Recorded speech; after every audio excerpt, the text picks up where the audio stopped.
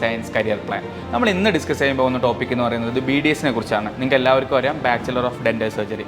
കേരളത്തിൽ ഇന്ന് ഈ കോഴ്സ് അവൈലബിൾ ആയിട്ട് 4.5 വർഷമാണ് നിങ്ങൾക്ക് പഠിക്കാൻ അവൈലബിൾ ആയിട്ട് ഉണ്ടാവുക.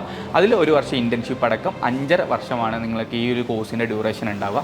ഔട്ട് ഓഫ് കേരള നിങ്ങൾക്ക് 4 വർഷവും 1 വർഷവും നിങ്ങളുടെ ഇൻറ്റേൺഷിപ്പുമാണ് അവൈലബിൾ ആവുക. ഈ കോഴ്സിലോട്ടുള്ള എൻട്രി എന്ന് പറയുന്നത് എപ്പോഴും നീറ്റ് ബേസ് ചെയ്തിട്ട് തന്നെയാണ്.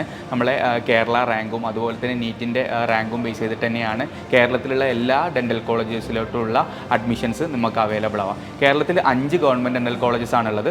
അതുപോലെ തന്നെ 20-ൽ കൂടുതൽ പ്രൈവറ്റ് ഡെൻ്റൽ കോളേജസും എന്തുണ്ട് നമുക്ക് ഇന്ന് അവൈലബിൾ ആയിട്ടുള്ളത്.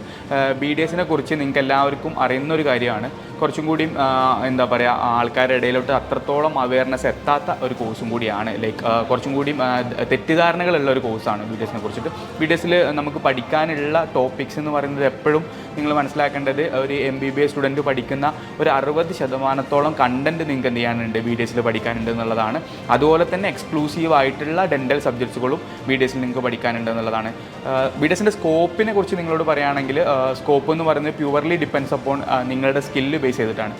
ബാച്ചിലർ ഓഫ് ഡെൻ്റൽ സർജറി എന്നാണ് ഇതിൻ്റെ ഫുൾ ഫോം ആയിട്ട് വരുന്നത്. അപ്പോൾ നിങ്ങൾക്ക് അതിലൊരു സ്പെസിഫിക് വാക്ക് നിങ്ങൾക്ക് മനസ്സിലാവുന്നുണ്ടാകും, സർജറി. അതായത് പ്യുവർലി സ്കിൽ ഓറിയൻറ്റഡ് ആയിട്ടുള്ള ഒരു പ്രൊഫഷനാണ്. നിങ്ങളെ സ്കില്ല് എത്രത്തോളം ഉണ്ട് എന്നനുസരിച്ചിട്ടാണ് നിങ്ങൾക്ക് എത്രത്തോളം ഇതിലുള്ള ഓപ്പർച്യൂണിറ്റീസിനെ നിങ്ങൾക്ക് അവൈലബിൾ ആക്കാൻ വേണ്ടി പറ്റുക എന്നുള്ളതാണ്.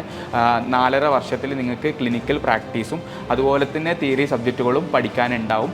ക്ലിനിക്കലി നിങ്ങൾ എത്രത്തോളം അവെയർഡ് ആവുന്നുണ്ട്, ക്ലിനിക്കൽ നിങ്ങൾ എത്രത്തോളം അടിപൊളിയായിട്ട് ചെയ്യുന്നത് അനുസരിച്ചിട്ടാണ് ഇതിൻ്റെ സ്കില്ലും ഓപ്പർച്യൂണിറ്റീസും നിങ്ങൾക്ക് വരുന്നത് എന്നുള്ളതാണ്.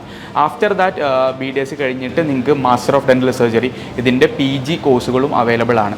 അപ്പോൾ ഓപ്പർച്യൂണിറ്റീൻ്റെ കാര്യത്തിൽ നോക്കുകയാണെങ്കിൽ ഒരുപാട് സാധ്യതകളുള്ള, അല്ലെങ്കിൽ ഒരുപാട് മേഖലയിലോട്ട് കൺവേർട്ട് ചെയ്ത് പോകാൻ പറ്റുന്ന ഒരു കോഴ്സും കൂടിയാണ് BDS എന്ന് പറയുന്നത്.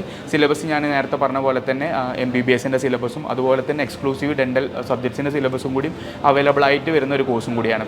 അപ്പോൾ മിക്സ്ഡ് ആയിട്ട് പഠിക്കാൻ വേണ്ടി പറ്റും എന്നുള്ളത് തന്നെയാണ് ഏറ്റവും ഇമ്പോർട്ടൻ്റ് ആയിട്ടുള്ള കാര്യം. ഡെൻ്റൽ സബ്ജക്ട്സിൽ കൂടുതൽ ഇമ്പോർട്ടൻസ് കൊടുത്തുകൊണ്ടും അതുപോലെ തന്നെ ഒരു 60% മെഡിക്കൽ സബ്ജക്ട്സിനെ നിങ്ങൾ എന്ത് ചെയ്യുക, 60%ഓളം മെഡിക്കൽ സബ്ജക്ട്സിനെ നിങ്ങൾ എന്ത് ചെയ്യണം, ഈ ഒരു 4.5 വർഷം ജേർണിയിൽ നിങ്ങൾ പഠിക്കണം. ആഫ്റ്റർ ദാറ്റ് 1 ഇയർ ഇൻറ്റേൺഷിപ്പാണ് ഉണ്ടാവുക. പ്യുവർലി നിങ്ങൾ കോളേജിൻ്റെ അണ്ടറിൽ നിങ്ങൾക്ക് എന്ത് ചെയ്യാൻ വേണ്ടി പറ്റും, പ്രാക്ടീസ് ചെയ്യാൻ വേണ്ടി പറ്റും എന്നുള്ളതാണ്. ഡെൻറ്റിസ്ട്രി ഒരു സ്കിൽ ഓറിയൻറ്റഡ് ആയിട്ടുള്ള പ്രൊഫഷനാണ്.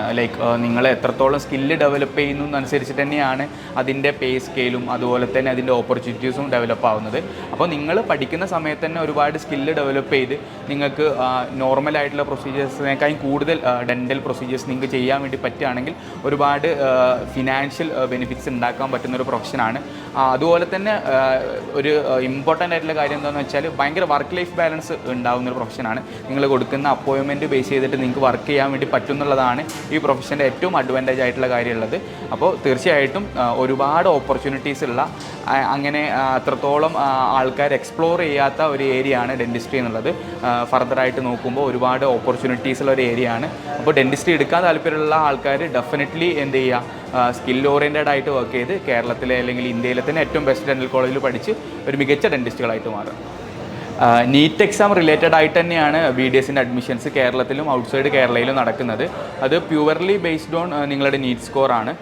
നമുക്ക് ലാസ്റ്റ് ഇയറിലെ ഒരു കട്ട് ഓഫ് റാങ്ക് പറയുകയാണെങ്കിൽ, നമുക്ക് ഗവൺമെൻറ് ഡെൻ്റൽ കോളേജസിൽ, കേരളത്തിലുള്ള ഗവൺമെൻറ് ഡെൻ്റൽ കോളേജസിൽ സീറ്റ്സ് അവൈലബിൾ ആയിട്ടുള്ളത് ഒരു 550 എബോവ് മാർക്ക് വന്ന സ്റ്റുഡൻസിനാണ് അവൈലബിൾ ആയിട്ടുള്ളത്. അപ്പോൾ 550 മാർക്കിൽ കൂടുതൽ നീറ്റിന് സ്കോർ ചെയ്യാൻ പറ്റിക്കഴിഞ്ഞാൽ തീർച്ചയായിട്ടും നിങ്ങൾക്ക് ഗവൺമെൻറ് ഡെൻ്റൽ കോളേജസിൽ നിങ്ങൾക്ക് എന്ത് ചെയ്യാൻ വേണ്ടി പറ്റും, അഡ്മിഷൻസ് എടുക്കാൻ വേണ്ടി പറ്റും എന്നുള്ളതാണ്.